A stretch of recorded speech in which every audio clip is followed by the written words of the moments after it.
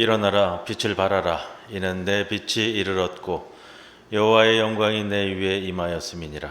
보라 어둠이 땅을 덮을 것이며 캄캄함이 만민을 가리려니와 오직 여호와께서 내 위에 임하실 것이며 그의 영광이 내 위에 나타나리니 나라들은 내 빛으로 왕들은 비치는 광명으로 나아오리라. 어두운 세상에 빛으로 오신 주님, 주연절 아침에 구원받은 자녀들이 성전에 나와 예배드립니다. 오늘 드리는 예배를 통하여 홀로 영광 받으시며 예배하는 우리 마음에 용기와 희망을 더하여 주옵소서. 저희들의 어두운 심령에 생명의 빛을 비추어 주시고 사망의 골짜기와 같이 음침한 인생길에 진리의 밝은 빛을 비추어 주시옵소서. 주연절 아침 이 땅에서 영광을 드러내신 주님과 동행하면서 저희들도 빛과 소금이 되어 살게 하여 주옵소서. 예수님의 이름으로 기도드리옵나이다. 아멘.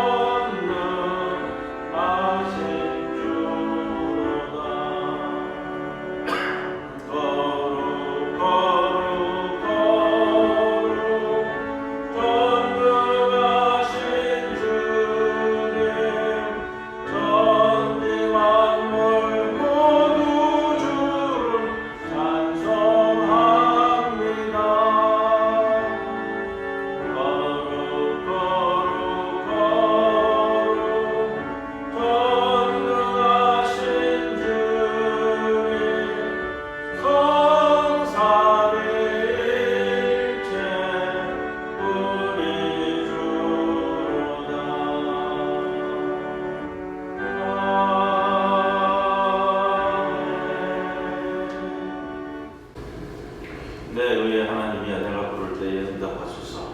곤란 중에 나를 너그럽게 하셨사오니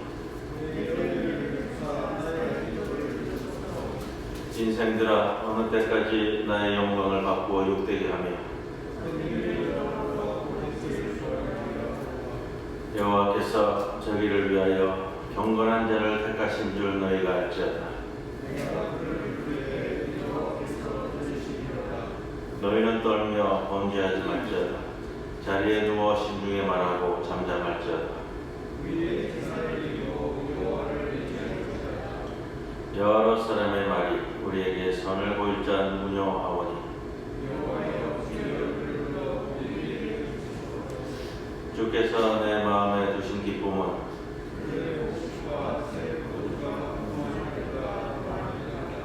내가 평안히 눕고 자기도 하리니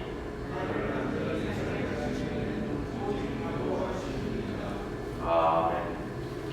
전능하사 천지를 만드신 하나님 아버지를 내가 믿사오며 그 외아들 우리 주 예수 그리스도를 믿사오니 이는 성령으로 잉태하사 동정녀 마리아에게 나시고 본디오 빌라도에게 고난을 받으사 십자가에 못 박혀 죽으시고 장사한 지 사흘 만에 죽은 자 가운데서 다시 살아나시며 하늘에 오르사 전능하신 하나님 우편에 앉아 계시다가 저리로서 산 자와 죽은 자를 심판하러 오시리라.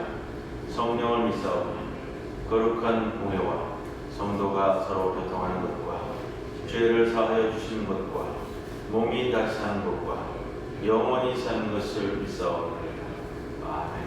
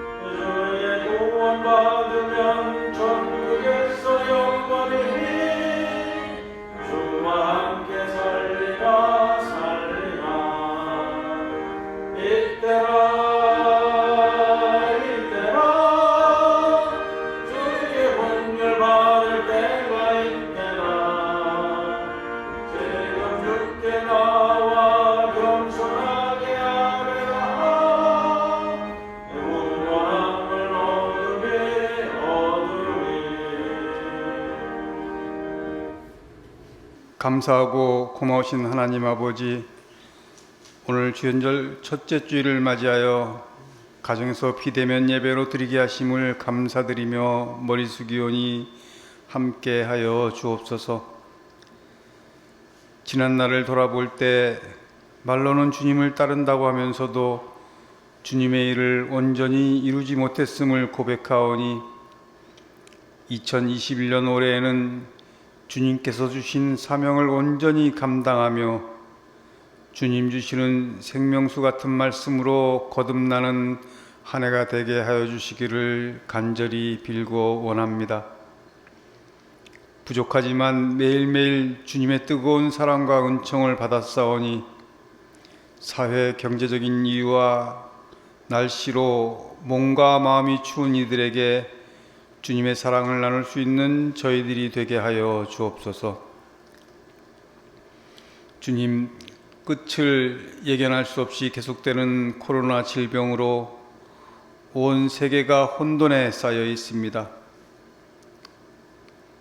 기업들이 허리띠를 졸라매며 어렵사리 입사한 직장에서의 구조조정 여파로 일용직으로 힘겹게 살아가는 이 나라의 미래인 젊은 청년들, 계속되는 사회적 거리두기의 격상으로 길거리로 내몰리는 자영업자들, 질병으로 인하여 영육간의 고통으로 힘들어하는 지체들과 속절없이 목숨을 잃는 사망자들과 그 유가족들이 있음을 잘 아시오니 저들의 슬픔과 아픔을 어루만져 주시며 하루빨리 경제가 회복되고 치료제로 건강과 용기를 얻어 다시금 평온한 일상생활로 돌아오게 하여 주시기를 간절히 빌고 원합니다. 주님께서 친히 세우신 교회를 축복하고 사랑해 주시는 은혜에 감사드립니다. 올해도 교회의 목표와 비전을 세우고 다짐하며 그에 따른 모든 일정들을 주님 은혜 가운데 협력하여 주님 주시는 사명을 잘 감당함으로 중부교회를 더욱 부흥 발전시켜 나가는 데 최선을 다하는 저희들이 되게 하여 주옵소서. 이 시간 귀한 사명을 감당하시는 목사님이 영육간에 피곤치 않게 늘 함께 하시고 선포하는 말씀마다 하나님의 놀라운 역사가 나타나는 귀한 은혜의 시간이 되게 하여 주옵소서. 보이지 않는 곳에서 헌신하며 봉사하는 손길들이 있음을 주님께서 아시오니 그들을 기억하시고 복 내려주실 것을 믿습니다. 오늘 마치는 시간까지 주님께서 이 자리에 임하시고 정성으로 드리는 이 예배를 기쁘게 받아주시기를 빌고 나오며 우리를 구원하신 예수 그리스도의 이름으로 감사하며 기도드리옵나이다. 아멘.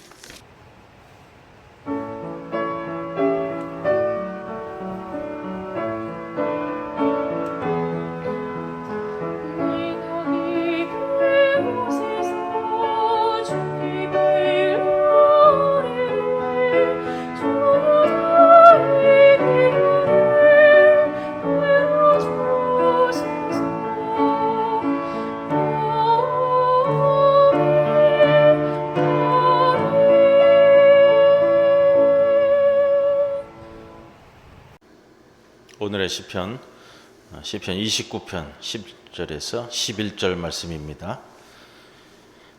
여호와께서 홍수 때에 좌정하셨으며 여호와께서 영원하도록 왕으로 좌정하시도다. 여호와께서 자기 백성에게 힘을 주시며 여호와께서 자기 백성에게 평강의 복을 주시리로다. 이는 하나님의 말씀입니다.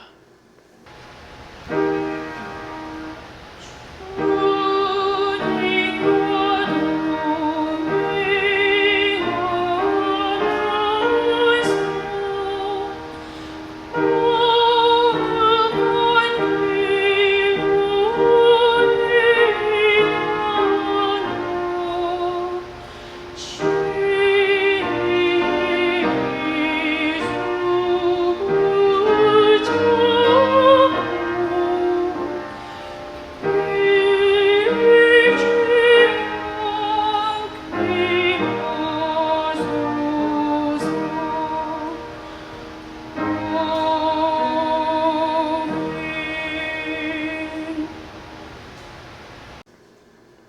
오늘 우리들에게 주시는 하나님의 말씀 열왕기상 19장 19절로부터 21절 말씀입니다.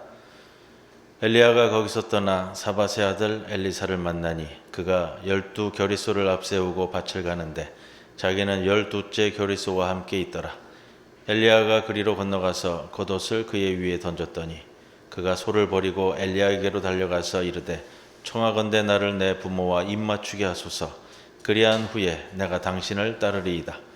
엘리야가 그에게 이르되 돌아가라. 내가 네게 어떻게 행하였느냐 하니라. 엘리사가 그를 떠나 돌아가서 한 겨리소를 가져다가 잡고 소의 기구를 불살라 그 고기를 삶아 백성에게 주어 먹게 하고 일어나 엘리야를 따르며 수종들었더라. 이 말씀 가운데 성령께서 함께 하시기를 기원합니다. 아멘.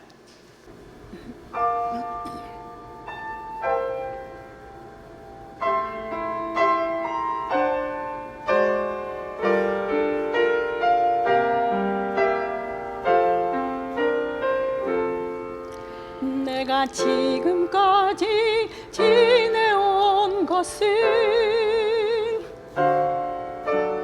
주의 은혜라, 주의 은혜라. 지금까지 지내온 것은 내가 하나님의 자녀 된 것은 주의 은혜라, 주의 은혜라. 하나님의 자녀 된 것은 주의 은혜라, 주의 은혜라. 하나님의 자녀 된 것은 주의 은혜라, 주의 은혜라. 하나님의 자녀 된 것은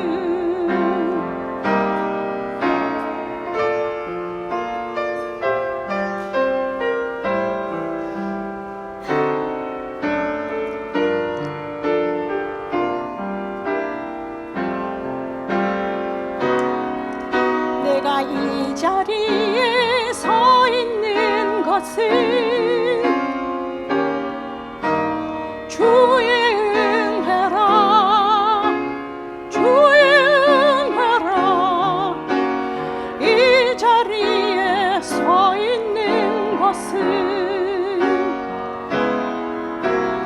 주의 은혜라, 주의 은혜라. 이 자리에 서 있는 것은 주의 은혜라, 주의 은혜라. 이 자리에 서 있는 것은 주의 은혜라, 주의 은혜라. 지금까지 지내온 것은 주의 은혜라, 주의 은혜라. 지금까지 지내온 것은 지금까지 지내온 것은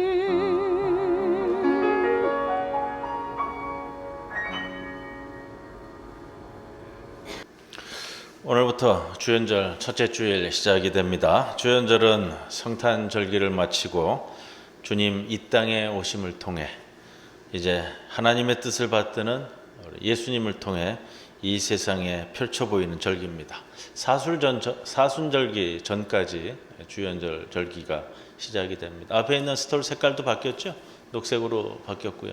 제가 착용하고 있는 스톨 색깔도 녹색으로 바뀌었습니다. 이 주연절 기간 동안 엘리사 선지자에 대한 말씀을 좀 연속으로 나누려고 지금 계획하고 있습니다. 오늘 엘리사를 부르는 장면을 통해서 말씀을 좀 시작을 하고요. 지난해에 우리 열왕기 상에 주로 나오는 말씀을 통해 엘리야 선지자의 말씀과 행적에 대해서 나누었습니다.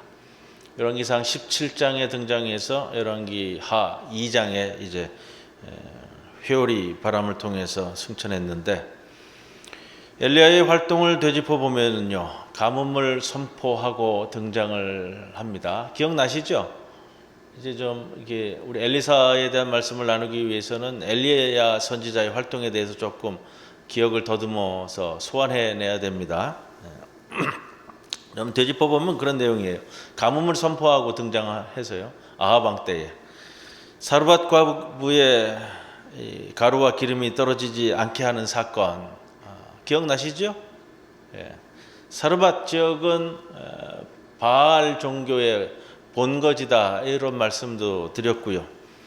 포인트는 그래서 바알의 근거지에서 죽어가는 여인을 야훼 선지자가 살려내는 것으로 시작하고 있다 말씀드렸습니다.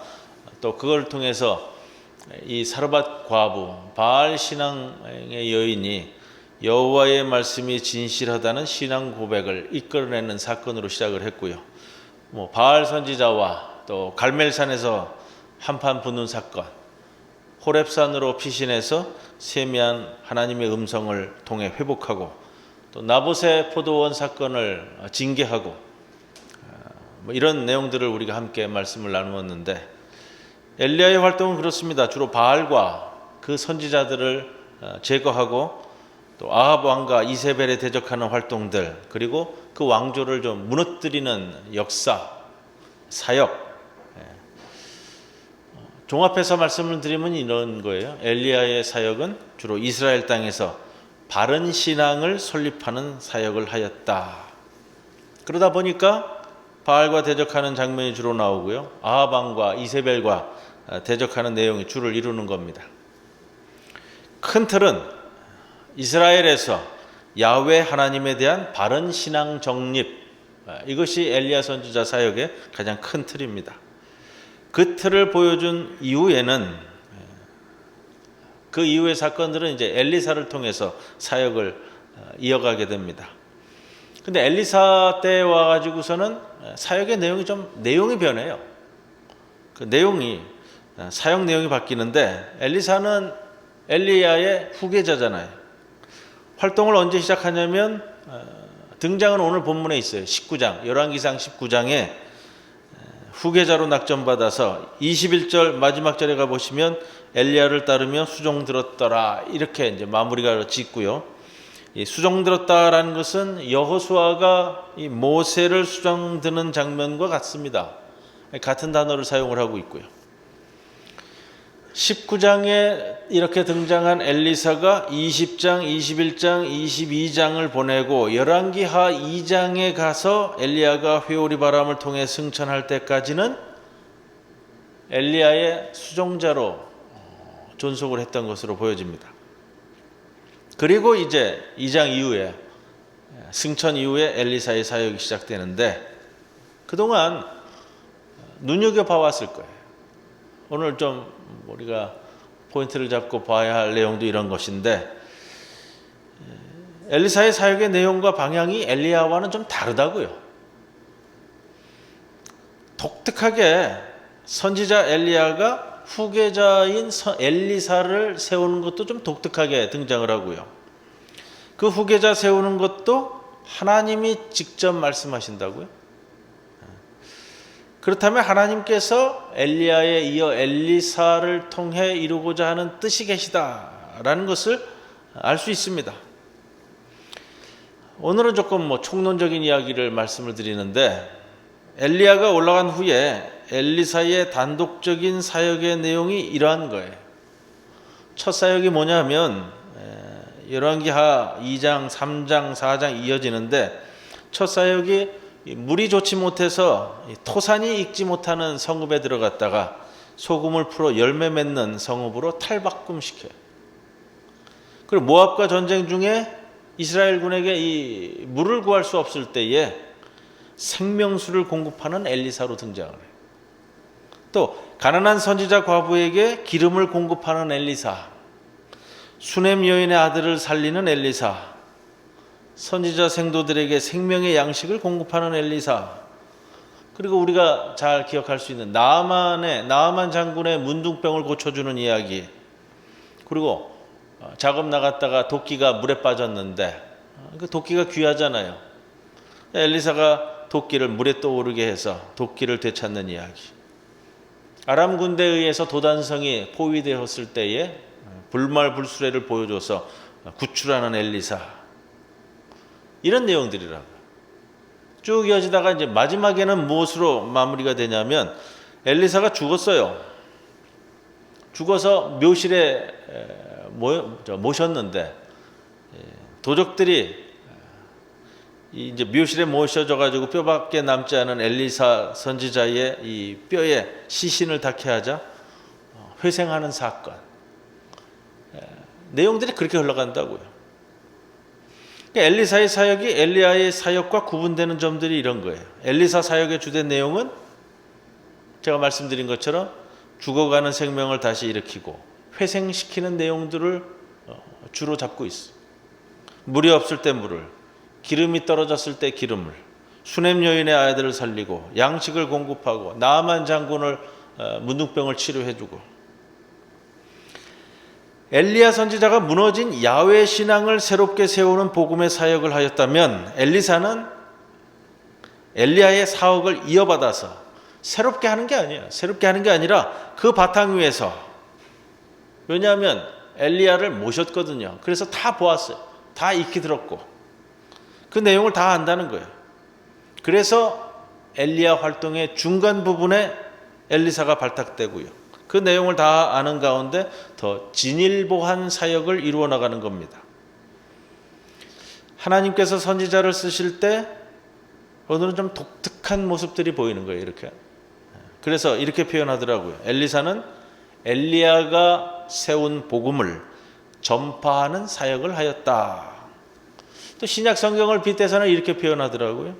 엘리사의 사역이 신약 성경을 빗댄다면, 복음서라고 한다면, 엘리사의 사역이 복음서라고 한다면 엘리사의 사역은 사도행전이다. 여러분, 사도행전에는 복음을 전달하며 일어나는 다양한 일들이 등장합니다. 또 엘리야 선지자가 야훼 신앙을 제대로 세우려고 노력하면서 신앙의 원칙들을 세워나가려고 강조했다면 엘리사 시대에 오면 그러한 원칙들을 세상에 어떻게 적용할 것이냐, 그 적용의 과정들을 우리에게 보여준다.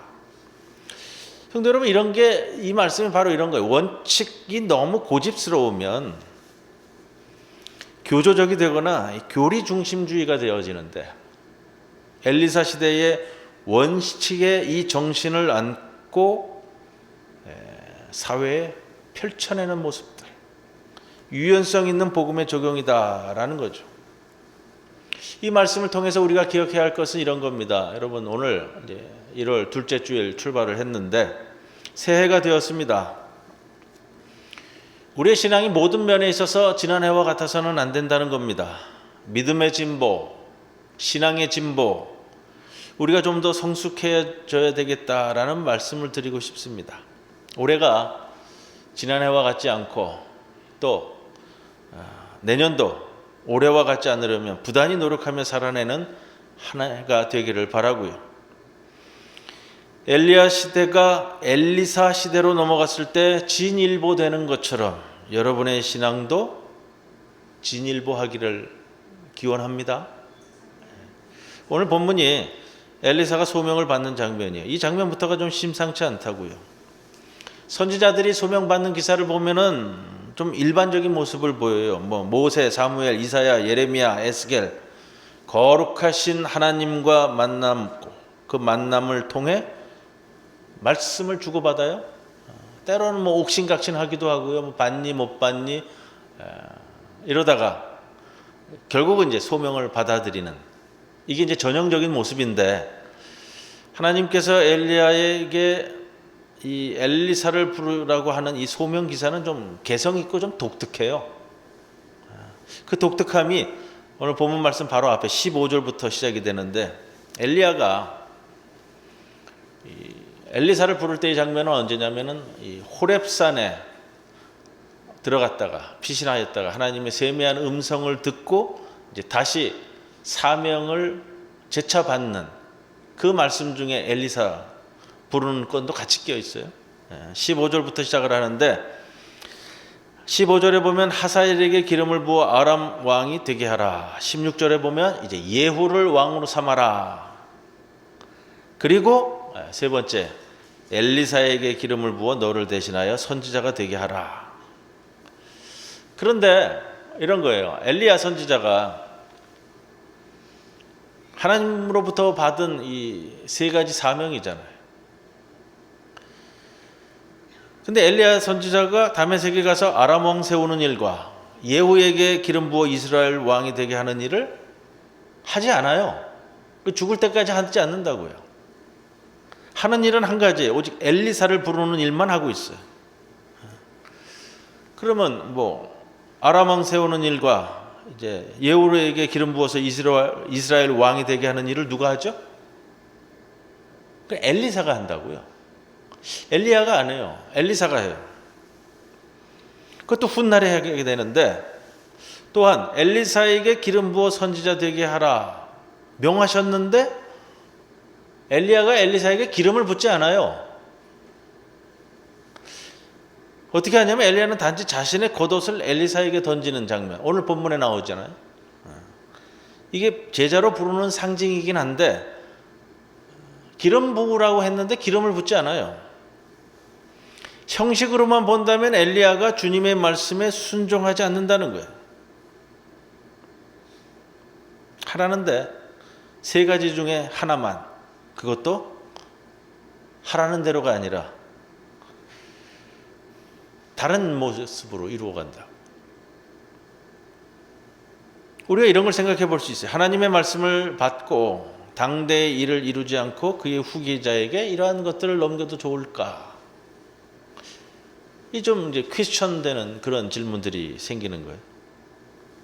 우리는 이 본문 말씀을 가지고 어떻게 이해해야 할까? 엘리사를 불러서 기름 부으라고 그랬는데 기름 붓지도 않고 그냥 겉옷을 던져주는 것으로. 뭘까? 오늘은 앞에 두 가지 그 왕에게 기름 붓는 것은 잠시 놔두고요. 엘리사에게 20절에 보면 자신의 겉옷을 엘리사에게 던졌으며, 이 장면을 소명 기사로 봅니다. 왜냐하면 이 사건 후에 엘리사가 엘리야를 뒤따라갔고 그의 수종을 들었다라고 평하고 있기 때문에 그렇습니다. 바로 이 모습이 엘리야라고 하는 복음서에서 엘리사라는 사도행전으로 진행될 때의 변화예요. 우리는 그렇잖아요. 하나님께서 기름 부어라 하면 기름 부어야 되는 것에 너무 매몰되어 있어요.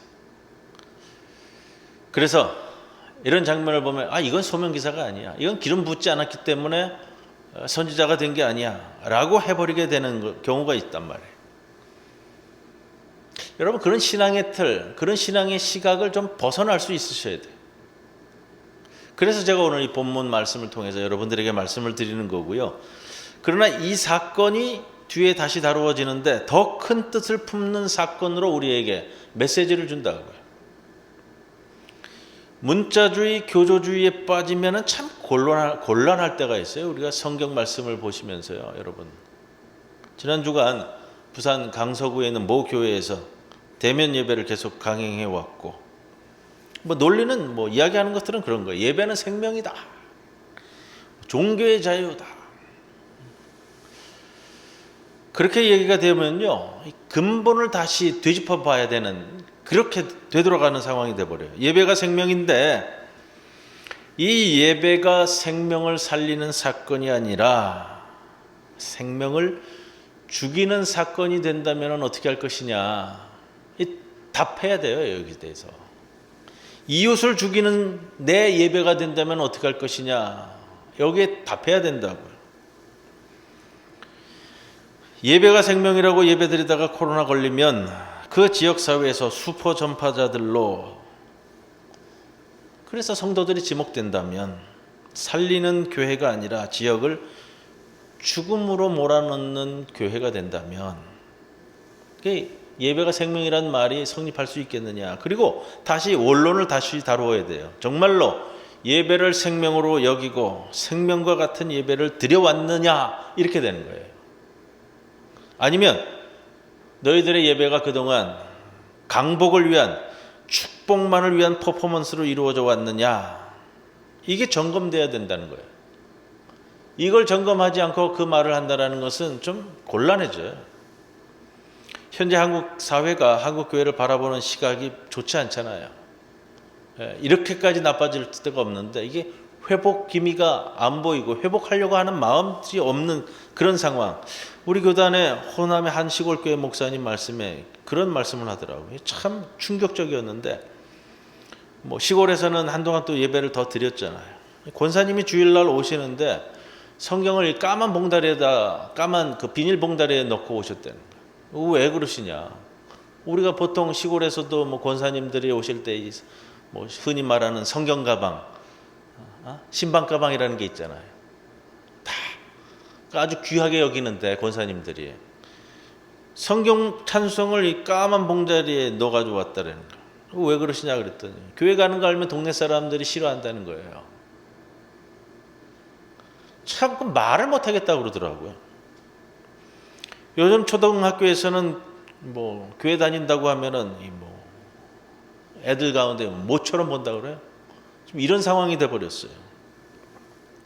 그동안 우리가 전도하면서 그런 말 많이 했어요. 예수 믿고 천국 간다고. 점검할 표현이지만 이 표현이 예수 믿고 천국 간다고 그러는데, 여러분 요즘은 교회가 예수 믿고 천국 가는 곳이 아니라 교회 자체가 헬이 돼 버렸어요. 헬. 사회가 그렇게 보고 있다고요. 이게 왜 그러느냐? 이게 유연한 신앙적 사고가 안 되면 이런 모습이 되는 거예요. 교조주의에 빠지고 문자주의에 빠지면은 헤어날 수가 없어요. 이게 소통이 안 된다고요, 사회하고. 그러고서 하는 말은 뭐냐면 교회가 핍박받고 있다. 그래서 이 핍박을 이겨내야 된다. 그 핍박이 아니에요. 지금 조롱당하고 있어요. 조롱받는 것을 핍박으로 여긴다고요. 그럼 조롱받고 있으면 그걸 헤쳐나가야죠. 그러기 위해서는 신앙적으로 유연한 사고가 필요한 거예요. 그런 본문들을 성경에서 많이 찾아볼 수 있다고요. 엘리야 선지자는 엘리사에게 기름 부으라고 했지만 기름 붓지 않습니다. 겉옷을 그 위에 던졌습니다. 그 위에 던졌다라는 것은 뭐 그에게 던졌다라는 표현이 되고요. 엘리야는 문자에 집착하지 않고 큰 흐름과 하나님의 말씀 정신에 기대고 있어요. 문자주의를 넘어서 정신을 담아내는 내용이에요. 19절에 엘리야가 그곳을 떠나서 길을 가다가 사밧의 아들 엘리사와 마주쳤다. 그때 엘리사는 12겨리소를 앞세우고 밭을 갈고 있었다. 그는 12째 겨리소와 함께 있었다. 이름의 뜻이 메시지를 아주 포괄적으로 다 담아서 전해줄 때가 있어요. 엘리야라는 이름의 뜻은 뭐라고 말씀드렸죠? 엘리는 나의 하나님이고요. 야는요, 야훼, 여호와가 나의 하나님이다. 바알이 아니라 야훼가 나의 하나님이다.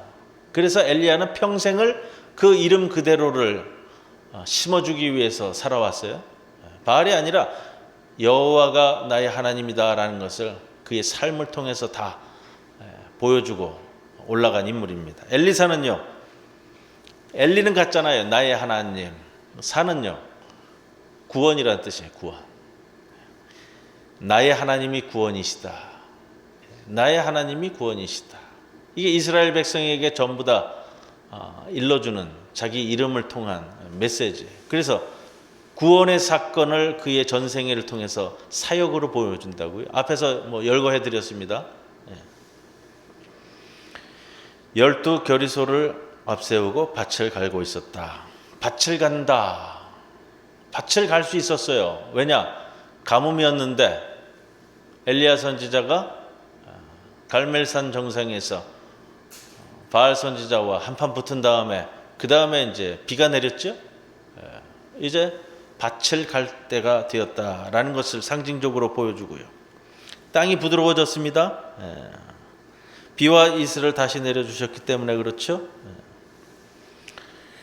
자, 긴 가뭄에 그 긴 가뭄은 여호와의 말씀을 통한 심판의 시대를 의미했습니다. 이제 비가 내렸어요. 은혜의 시대, 구원의 시대가 열린다라는 것을 보여주고요. 12결의소, 결의가 뭐죠? 결의가 그 멍에를 매는데 그 소가 2마리가 함께 매는 거 있어요. 멍에 양쪽으로. TV에서도 나오고 뭐 동남아에 보면은 또 그런 장면이 나오는데 12결이다 그러면 소로 얘기하면 24마리예요. 예전에 뭐 경운기 뭐 이런 거 없을 때 우리나라에도 그런 말들을 하셨어요. 황소 한 마리 있으면 동네 일 다 한다. 황소 보유하고 있는 집은 유지잖아요. 황소 한 마리가 동네 일을 다 한다. 그런데 밭 가는 소가 24마리를 보유하고 있는 거예요. 이 집안이. 12결의소를 앞세웠다. 그러면 엘리사는 뒤편에 있는 거예요. 12결의소가 밭에서 일하고 인부들을 부리면서 뒤에서 총지휘하고 있는 모습이에요. 뭐 12이라는 숫자도 상징적인 의미고요.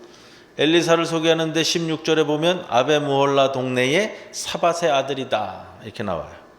가문과 지역이 표기된다는 거예요. 다 감안하면 엘리사는 엘리야와는 출신이 달라요. 엘리야는 시골 오지 동네 어디사 출신인지 불분명한 좀 넓은 지역을 이야기하고 있어요. 길르앗 사람이라고 그러는데 뭐 우리말 표현으로 얘기한다면 뭐 경상도 사람 엘리야 이런 표현이에요. 지금 16절에 나오는 아벨무홀라 동네의 사밧의 아들 그러면은 보수동에 사는 사밧이라는 사람의 그 아들 이렇게 되는 거예요. 그래서 명확해져요. 좀 선명해진다고요. 이렇게 표현하는 것은 뭐냐면 엘리사의 가문과 지역이 그만큼 명망 있는 집안 출신이다 이런 거고요. 뭐 우리식으로 얘기한다면 배울 만큼 배웠고 가질 만큼 가졌는데 자신의 생업에 열심히 종사하고 있는 가운데 선지자로 부름받고 엘리야를 따라 나섰다. 엘리야가 겉옷을 던졌습니다. 예언자직의 표시가 이 겉옷입니다. 겉옷은 그가 입고 다니는 옷일 뿐 아니라 그가 입고 기도하고 병자를 고치고 말씀을 증거하던 옷이었습니다. 무엇을 하든지 그를 감싸고 있는 옷이었다. 영적인 관점에서 이야기한다면 이 겉옷은 성령의 능력을 상징해 줍니다. 그래서 구약의 저자들은 하나님의 성령에 붙들리는 것을 흔히 성령에 옷 입혔다라는 말로 자주 표현하고요. 우리 예전 어르신들 기도할 때도 뭐 그런 말씀 많이 쓰셨어요. 성령의 두루마기를 덧입혀 주시고 참 그 한국적이면서도 잘 표현된 의미 있는 기도 표현이다라는 생각이 듭니다.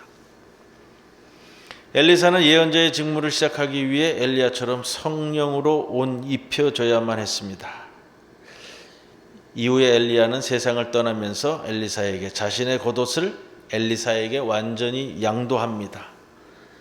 엘리사는 엘리야의 겉옷을 짚고 그것으로 요단 강물을 치자 강을 둘로 나누어 졌고 길이 만들어지는 사건 열왕기하 2장 중간에 나오는데요. 그걸 통해서 선지자 생도들이 엘리야의 영이 엘리사에게 머문 것을 알게 되었다라고 하고 있습니다.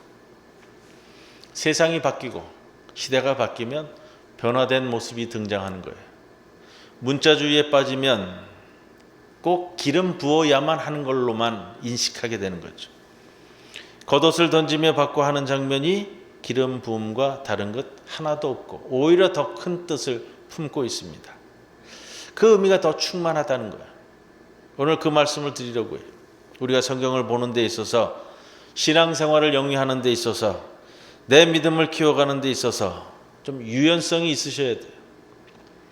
폭이 넓고 깊고 높게 보실 수 있으셔야 된다는 거예요. 굉장히 노력이 필요한 부분이 되고요. 성경 말씀을 우리가 늘 묵상하고 기도하고 사회적 관심에 또 포괄적으로 관심 가지면서 이루어야만 되어지는 부분입니다. 그렇게 좀 성찰적 신앙을 가지시기를 바라고요. 오늘 연초에 시작을 하면서요. 안 그러면 여러분 그 세상에서 떠드는 것에 혹해서 특히 뭐 극우적이고 보수적이고 아주 근본주의적인 신자들이 떠드는 것들, 우리 교회 와서도 앵무새처럼 떠들어댄다고요? 보면 목사한테 와서도 그 바깥에서 들은 것들, 그런 것들이 진리인 양 저한테 와서도 떠들어대면요 참 힘들어져요. 저도 제가 이 강단을 그렇게 지켜왔는데 우리 성도들이 가끔 그런 모습을 보면 참 고뇌가 생긴다고요. 제가 그렇게 설교해 온 적이 없는데. 20절에 그가 소를 버려두고 엘리야를 뒤따라 달려왔습니다. 지체하지 않고 소명을 받아들였습니다. 어떻게 이럴 수가 있었을까? 엘리사가 평소 주님의 말씀대로 살던 자였을 것이다. 추측을 가능케 하고요. 문맥으로 보더라도 주님이 호렙산에서 엘리야에게 말씀했습니다. 19장 18절에 바알에게 무릎 꿇지 않은 자 7,000명이 더 있다. 바로 이어서 엘리사 소명 기사가 등장하는데 바로 그 7,000명을 대표하는 인물이 엘리사이다 라고 볼 수 있겠죠. 그러나 엘리사는 엘리야에게 조건을 달며 청원하고 있습니다. 청컨대 저로 저의 부모와 입맞추게 하여 주십시오. 그러한 후에 제가 선생님을 따라가겠습니다. 이 장면에서도 그래요. 여러분, 우리가 주님 부르실 때 바로 배와 그물을 버려두고 주님을 따른 장면에 너무 익숙하면 이 장면이 의아해지는 거예요. 그렇죠? 네. 근데 오히려 이 부분이 더 인간적일 수 있고요. 엘리야도 좀 독특한 반응을 보여요. 수수께끼 같은 말을 던지는데 돌아가라. 내가 너에게 어떻게 행하였느냐. 네? 내가 네게 어떻게 행하였느냐. 부정적인 뜻은 아니고요. 이 표현 주석하니라고 한참 걸렸습니다. 내가 너보고 하지 말라고 하였느냐. 돌아가라. 긍정적인 표현으로 이야기들을 하는데 근데 문장상으로는 조금 어려운 것 같아요. 그러나 우리가 이런 걸 생각해 볼 수 있습니다. 엘리사는 더 깊이 생각해야 했습니다. 그리고 엘리야는 더 기다려야 했다. 하나님의 강권적인 역사도 억지나 무리로 이루어지는 것은 아니다. 엘리사 쪽에서는 더 자발적인 순종이 뒤따라야만 하는 그런 상황이고 엘리야 쪽에서는 더 깊은 인내가 필요한 시기이기도 했다. 이렇게 바라본다면 더 좀 솔직한 모습들이 되지 않을까 이렇게 생각을 해보고요. 그러나 이 모든 것을 다 포괄적으로 덮는 장면이 뒤에 등장하는 거예요. 이게 말씀이 주는 묘미고요. 말씀이 주는 은혜가 되는 것 같아요. 의아하기도 하고 갸우뚱하게 만들기도 했지만 그 다음 말씀이 다 안고 가는데 엘리사가 두 가지 행동을 합니다. 먼저 소 한 겨리를 취하여 잡습니다. 두 마리를 잡았다라는 거예요. 한 마리든 두 마리든 상관없어요. 잡았다라는 것은 제사 용어예요. 그리고 소가 매던 멍에를 불살라. 소가 매던 멍에를 불살랐다라는 것은 과거와의 단절을 의미하는 표현이에요. 그 고기를 삶고 백성들에게 나누어 줬다. 우리가 앞에서 엘리야 선지자에게 엘리사가 부모님과 작별할 수 있는 시간을 좀 주십시오라는 말씀을 드리면 좀 주춤거리는 줄 그렇게 보이지만 오히려 그의 행동이 더 선명한 겁니다. 선지자로서 자신의 과거와 재산과 모든 것을 끊고 단절하고 나아가겠다라는 것을 명확히 보여주고요. 두 번째는 백성들에게 뭘 주죠? 소를 잡아서 고기를 다 나눠주고 먹인다고요. 그가 처음 부름을 받았을 때 하는 이 행동, 백성들을 먹이는 모습이 장차 엘리사가 어떤 사역을 감당할 것인지, 어떻게 감당할 것인지를 단적으로 보여주고 출발하는 장면이에요. 이거예요. 엘리사의 출발의 모습. 오늘 제목을 엘리사를 부르다 이렇게 잡았습니다. 오늘 말씀이 좀 많이 길어졌습니다만 성도 여러분, 새해 둘째 주일을 맞았습니다. 올 한 해는 지난 해와는 다르게 우리의 심령을 다 잡고 출발해야만 하는 때입니다. 주께서 지켜주시사 엘리사와 같이 또 엘리야 시기를 발판으로 여러분, 우리 작년에 이루어졌던 모든 일들을 우리 신앙의 진보, 믿음의 진보를 위해 발판으로 삼아 또 올 한 해는 하나님 앞에서 더 진보된 모습을 이루어가는 성도 여러분 모두가 되기를 주님의 이름으로 간절히 축원을 드립니다. 아멘. 고마우신 아버지 하나님, 새해 둘째 주일 주연절 첫째 주일을 시작합니다. 우리에게 놓여져 있는 것이 깜깜하고 또 보이지 않는 길 같지만 주님께 맡기고 갈 때에 주님께서 인도해 주실 줄로 믿습니다. 엘리야 시대를 넘어 엘리사가 그의 시대를 새롭게 열어가듯이 우리도 지난 해와 같지 않게 올 한 해는 또다시 새로운 모습으로 주님 앞에 더 진일보한 모습으로 보여지는 주의 백성들 되게 하옵소서. 예수님의 이름으로 기도드리옵나이다. 아멘. 주님의 시간에 아름답게 모든 것 변하리. 주님 나의 갈 길을 인도하여 주시니 주의 뜻을 따라서 살리라.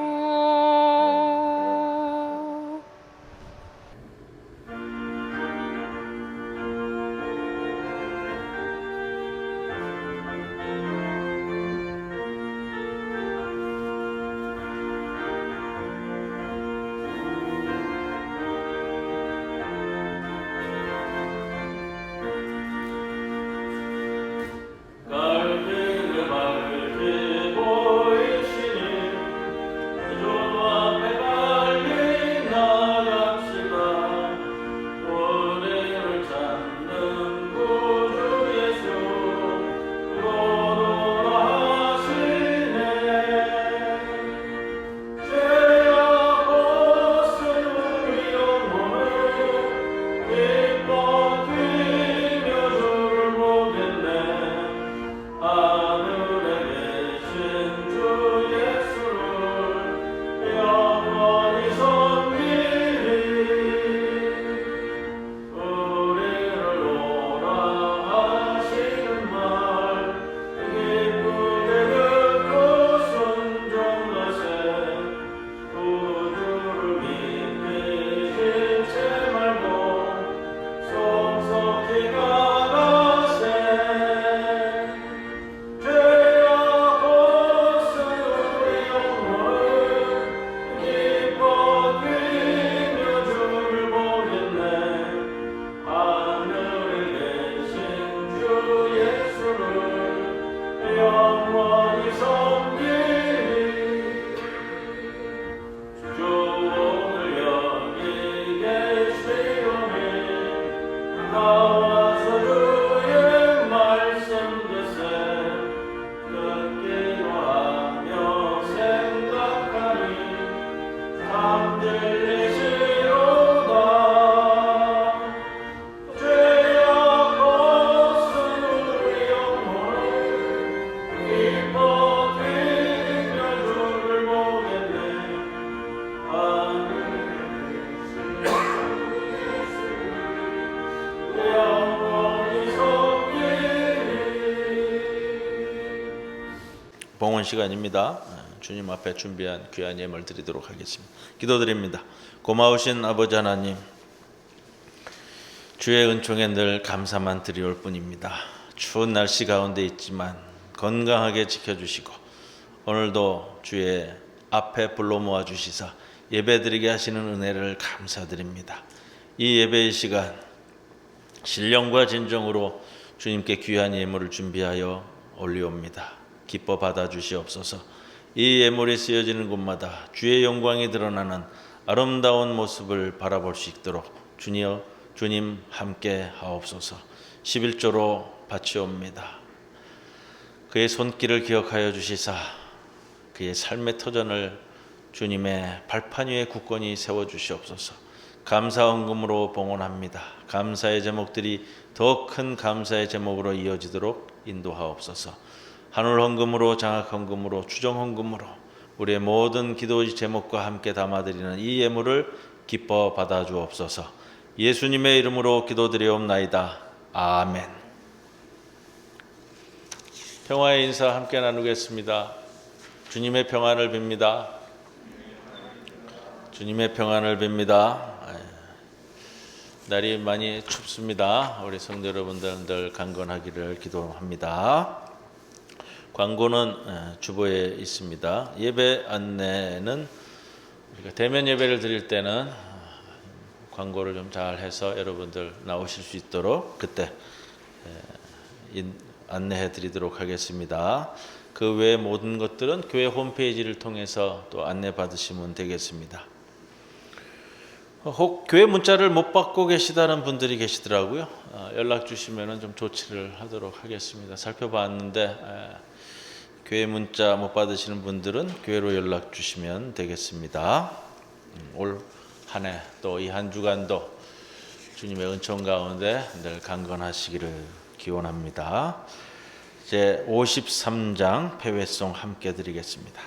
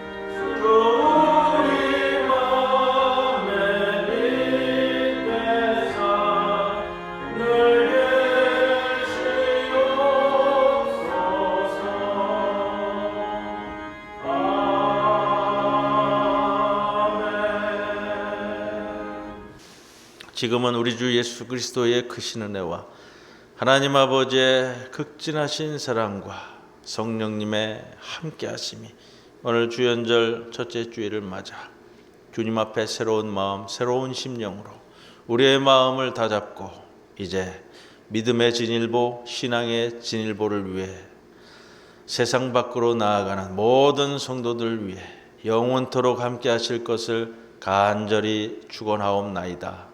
아멘.